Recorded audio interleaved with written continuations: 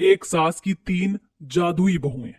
गरीब सीबो अपने तीनों बेटे अखिलेश, चंदर और गोपी की शादी चंद्रिका, उर्वशी और मोहिनी से मंदिर में करके उन्हें बहू बनाकर घर ले आती है।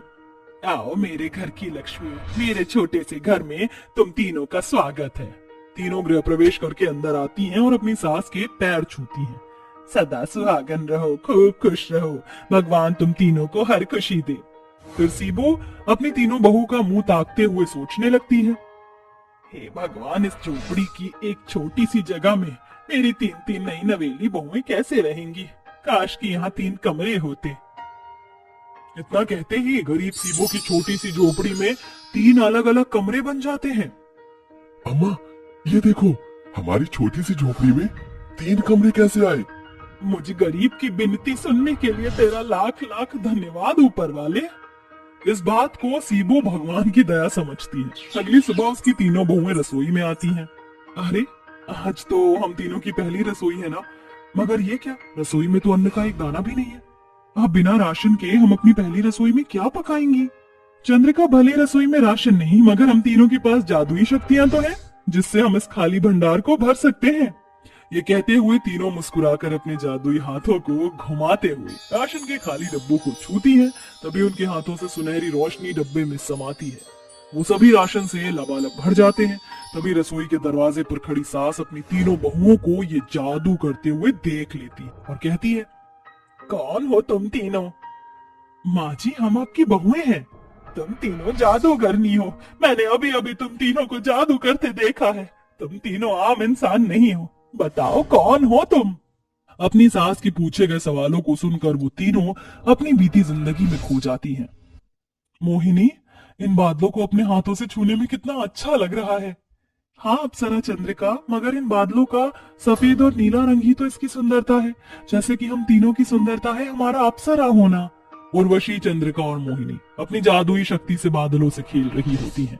उनका गोरा रंग और चंचल चितवन देखकर स्वर्ण के हर राजा तीनों पर दिल हारे बैठे हुए हैं। अरे तुम दोनों को स्मरण तो है ना, आज राजा नरेश ने उत्सव में आने के लिए हमें आमंत्रण भेजा है।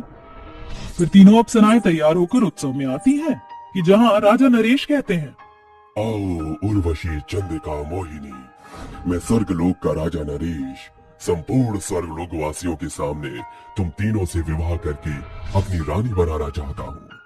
किंतु हम अप्सराओं को ये विवाह स्वीकार नहीं है।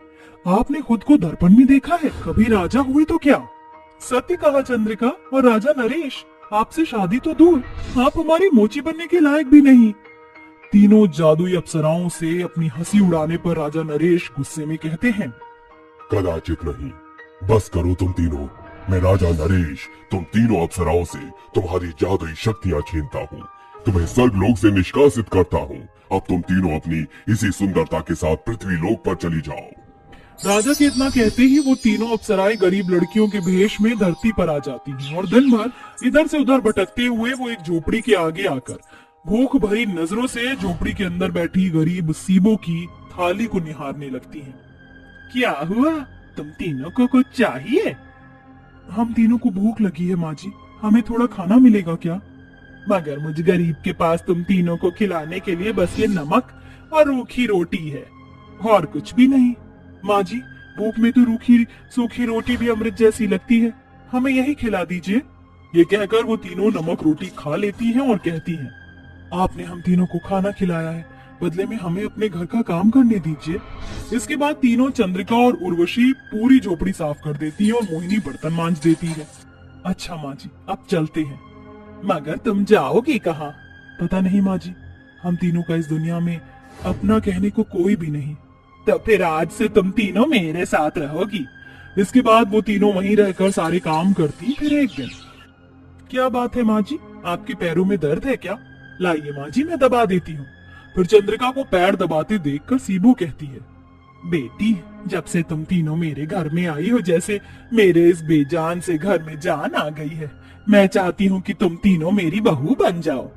इसके बाद तीनों शादी के लिए हाँ करती हैं। शादी की शुभ हल्दी लगते ही उनकी जादुई शक्तियाँ उन्हें मिल जाती हैं। वहीं सीबो उदास होकर कहती है, अपनी इस गरीब सास को माफ कर देना बहुओं। वैसे तो होने वाली बहू को शादी का जोड़ा उसके ससुराल से आता है, मगर मुझ गरीब के पास इतने पैसे नहीं हैं। अपनी सास को इस तरह से परेशान देखकर वो तीनों जादुई बहुएं आपस में बात करती हैं। हम तीनों को शादी का जोड़ा ना दे पाने के कारण माँ जी कितनी उदास हैं।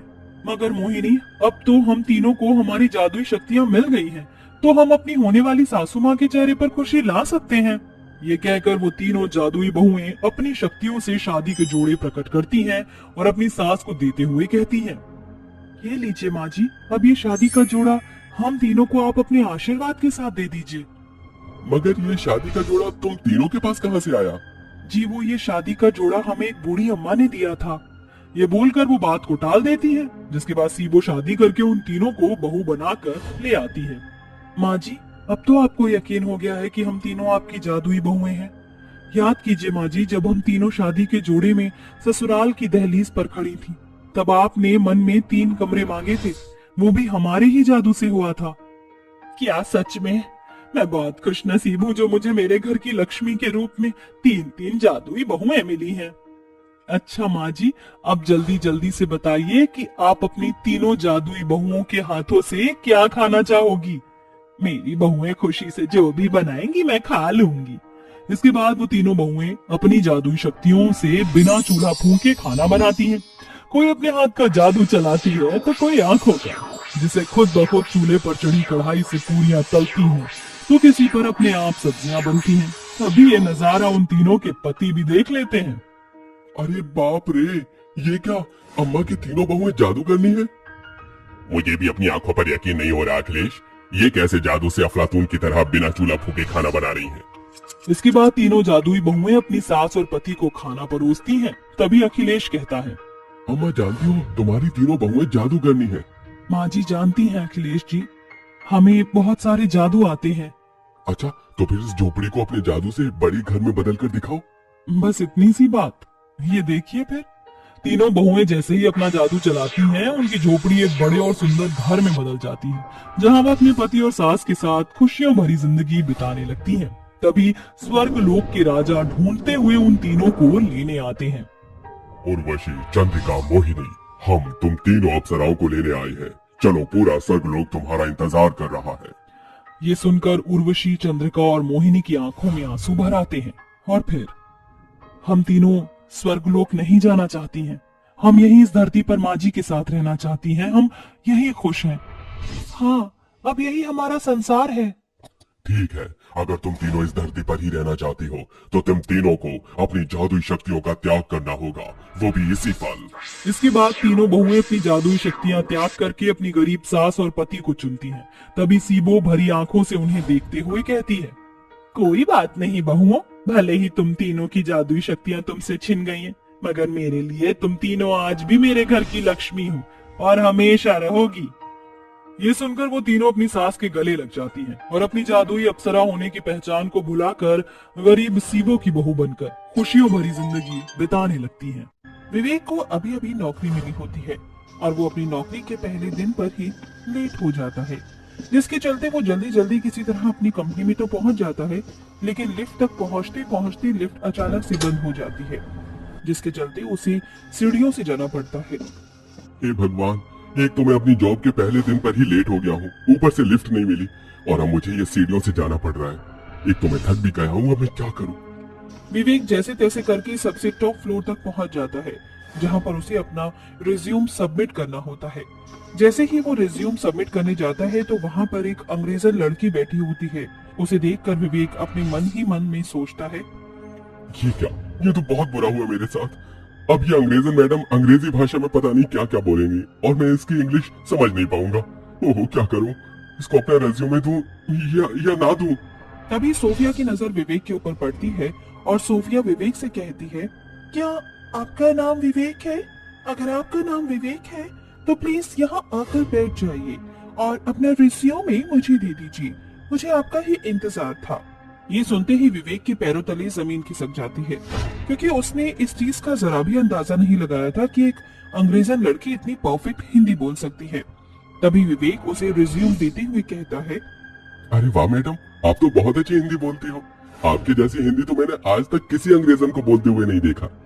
दरअसल बात ये है कि मेरे पिताजी फॉरेन के थे और मेरी माँ यही इंडिया की थी। मेरी माँ यहाँ से फॉरेन अपना करियर बनाने के लिए गई थी। वहाँ पर मेरे पिताजी से उन्हें प्यार हो गया था।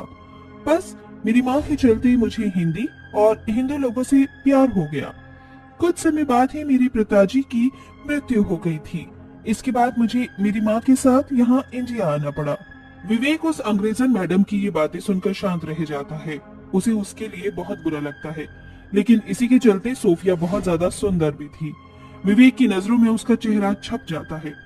विवेक उसको देखता ही रहता है कि तभी उसके कुछ कहने से पहले सोफिया उससे कहती है, आपका रिज्यूमे बिल्कुल क्लियर है और आप इस जॉब के लिए एबल भी हैं। कल से आप यहाँ ज्वाइनिंग कर सकते हैं। ये लीजिए आपका ऑफर लेटर। सोफिया उसे उसका ऑफर लेटर दे देती है, जिसके बाद विवेक बहुत खुश होकर वापस अपने घर लौटता है, जहाँ उसकी दोनों काले रंग की बहनें उसका इंतजार कर रही होती हैं। भैया अच्छा हुआ आप आ गए, हम दोनों आपका ही इंतजार कर रहे थे। तो बताओ भैया आपकी जॉब का क्या रहा? तुम दोनों की वजह से मुझे वो जॉब मिल गई। लगता है भगवान ने तुम्हारी दुआ को मंजूर कर लिया है। ये सुनते ही सलोनी और काव्या बहुत ज्यादा खुश हो जाती हैं और वो अपने भाई को गले से लगा देती हैं। बहुत अच्छी बात है भैया, हमें इस दिन का कितने समय से इंतजार था। चलो आज तो मुंह मीठा कर ही लेते हैं। काव्या अपने भाई के लिए खीर बनाती है। उस दिन वो तीनों भाई बहन बहुत खुश होते हैं। काव्या और सलोनी दोनों ही अपने भाई विवेक को बहुत प्यार करती थी। इसी के चलते विवेक अगले ही दिन अपनी नौकरी संभालना शुरू कर देता है। नौकरी के चलते उसे सोफिया और भी ज्यादा पसंद आने लगती है, क्योंकि उसे सोफिया का इंडियन कल्चर में रहने का तरीका बहुत ज्यादा पसंद आता है। वहीं एक दूसरे से बात करने की वजह से सोफिया को भी धीरे धीरे विवेक पसंद आने लगता है। तुम इतने टॉल, स्मार्ट और समझदार हो और अपनी दोनों बहनों का ध्यान रखते हो। तुम्हारे जैसे लड़के बहुत कम हैं इंडिया में। और तुम्हारे जैसे अंग्रेजन तो इस पूरी दुनिया में ही नहीं है, जो अंग्रेजन होकर भी इंडियन कल्चर को अपना लेती है। वैसे आज मौका भी है और दस्तूर भी है। मैं तुमसे अपने दिल की बात कहना चाहता हूँ। सोफिया, मैं तुम्हें बहुत पसंद करता हूँ। क्या तुम मुझसे शादी करना चाहोगी? विवेक के कहते ही सोफिया शर्मा जाती है और वो इसी के चलते विवेक से शादी के लिए हाँ कर देती है। जिसके बाद विवेक शादी करके सोफिया को अपने साथ अपने घर ले आता है, जहाँ उसकी दोनों काली बहन सोफिया को देखते ही हैरान रह जाती हैं और अपने मन ही मन सोचती हैं, अरे ये कहाँ से आ गई उठकर इस घर में? भैया ने क्या सोचकर इससे शादी की है? शायद कोरा रंग देखकर कर ली होगी, पर अब हम लोग इससे बात कैसे करेंगे? ये तो एक अंग्रेजन है।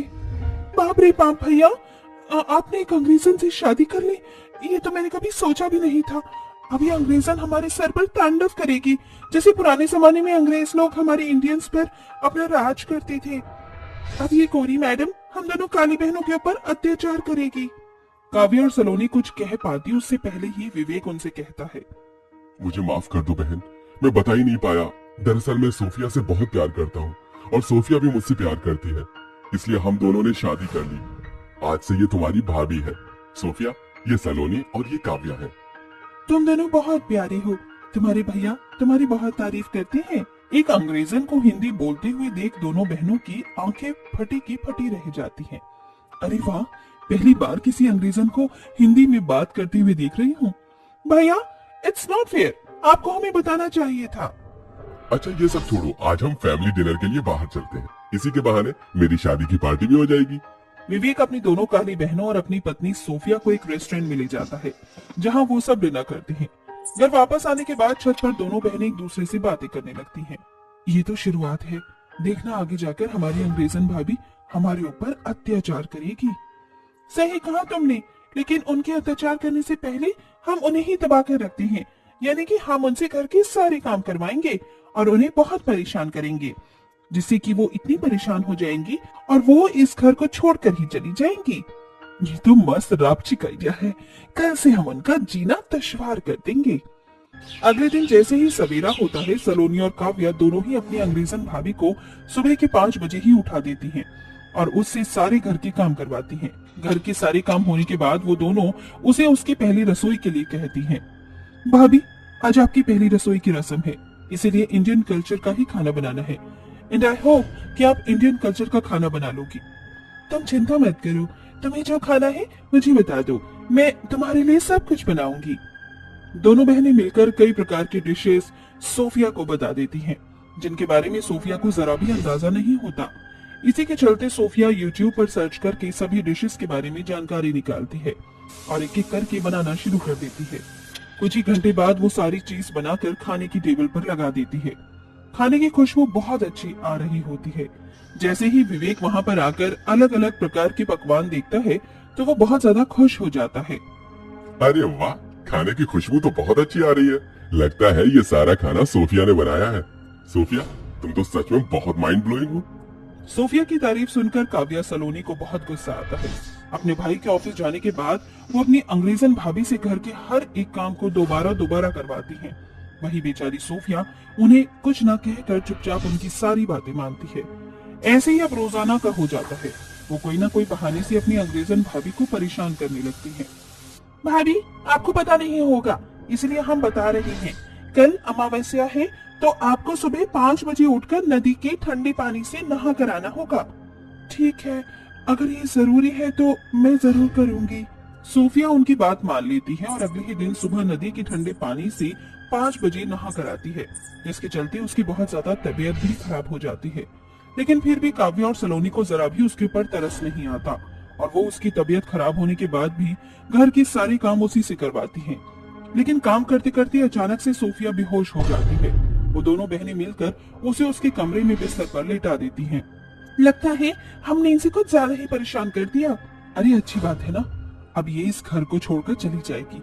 वैसे भी इन गोरों को हम कालों से बहुत नफरत होती है और मुझे पता भी है कि ये हमें पसंद भी नहीं करती होगी। तभी सोफिया को होश आ जाता है और वो दोनों काली बहनों से कहती है, जैसा तुम सोच रही हो ऐसा बिल्कुल भी नहीं है। मुझे तुम्हारी काले रंग से कोई दिक्कत नहीं है, बल्कि मुझे तो तुम्हारा ये रंग बहुत ज्यादा पसंद है। काले लोग जरूरी नहीं बदसूरत ही होते हो, तुम तो रंग के साथ खूबसूरत भी हो। तुम्हारी नैन नक्श भगवान की दुआ से बहुत अच्छी है। सोफिया की ऐसी बातें सुनकर दोनों काली नंदों को अपनी गलती का पछतावा होता है। आपके बारे में इतना गलत गलत सोचा, लेकिन आप हमारे बारे में इतना अच्छा सोचती हो। आज पता चला कि हमारे भी कुछ मायने हैं और गोरे काले से कुछ नहीं होता।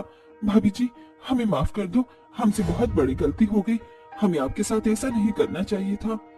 सोफिया उन दोनों को उनकी गलती के लिए माफ कर देती है, जिसके बाद दोनों काली ननंद अपनी अंग्रेजन भाभी के साथ हंसी खुशी रहने लगती हैं।